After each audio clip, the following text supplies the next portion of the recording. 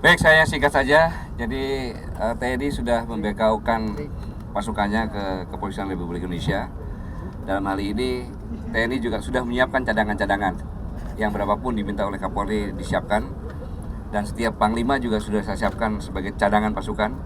Dan saya pun punya cadangan pasukan, jika apabila diperlukan kita siap untuk mendukung pesta demokrasi ini. Gitu ya. Pak, boleh tolong dijelaskan Pak berapa jumlah pasukan yang digelar hari ini Pak untuk pengamanan selanjutnya? Totalnya Pak, terdiri dari apa Yang aja? hari ini digelar ini lebih kurang 4 ribuan. Sementara untuk hari H hari Jumat itu lebih kurang 18.000. Jadi yang digelar hari ini lebih kurang baru 1/4 atau 1/5-nya. Kita tidak hadirkan semua. Kemudian hanya perwakilan saja ini.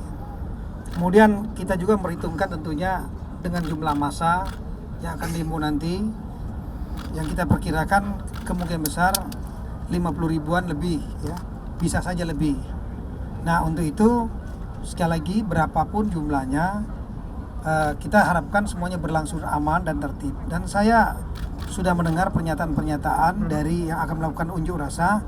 Mereka juga menjamin keamanan ketertiban dan tidak bertanggung jawab terhadap orang-orang, oknum-oknum di luar area demonstrasi yang kalau mereka mengambil kesempatan untuk melakukan aksi-aksi kejahatan. Kalau itu pun sudah kita antisipasi. Tempat-tempat titik-titik tertentu yang kita anggap rawan dan sudah diambil dilaksanakan perintah. Kalau ada yang melakukan tindakan anarkis, kejahatan khususnya, kriminal di luar area demonstrasi, kita akan ambil tindakan tegas sesuai dengan aturan undang-undang. Saya tambahkan bahwa untuk menjamin rasa aman dari masyarakat khususnya di Jakarta ini, selain yang dibekaukan kepada Kepolisian Republik Indonesia, saya juga melaporkan kepada Kapolri bahwa di tempat-tempat yang diperkirakan memungkinkan sudah ditempatkan pasukan-pasukan saya di sana. Sehingga begitu jadi apapun juga Polres tempat langsung merapat bersama-sama. Jadi tidak saya pusatkan, tapi sudah saya sebar di setiap tempat-tempat ini untuk menjamin rasa aman. Terima kasih.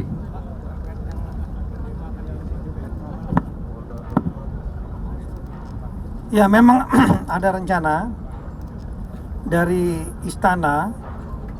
Sebetulnya tuntutannya adalah agar Bapak Presiden menyampaikan pernyataan terbuka atau statement tentang proses hukum, mendukung proses hukum. Dan Bapak Presiden sudah menyampaikan itu kemarin. Jadi sebetulnya tidak ada alasan lagi untuk ke istana, karena sudah disampaikan oleh Bapak Presiden. Bapak Presiden mendukung proses hukum. Kemudian yang kedua,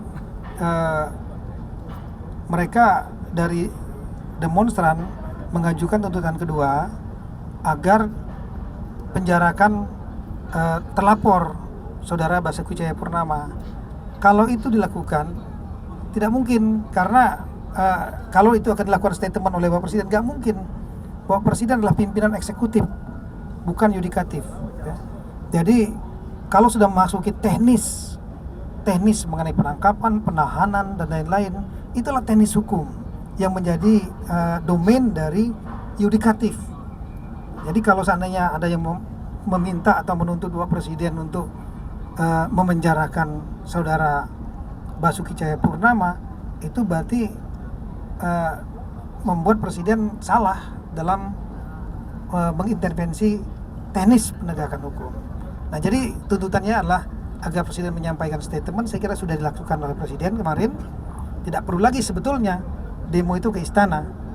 Nah, yang ingin mereka sampaikan sekarang adalah kepolisian melakukan langkah-langkah proses penegakan hukum.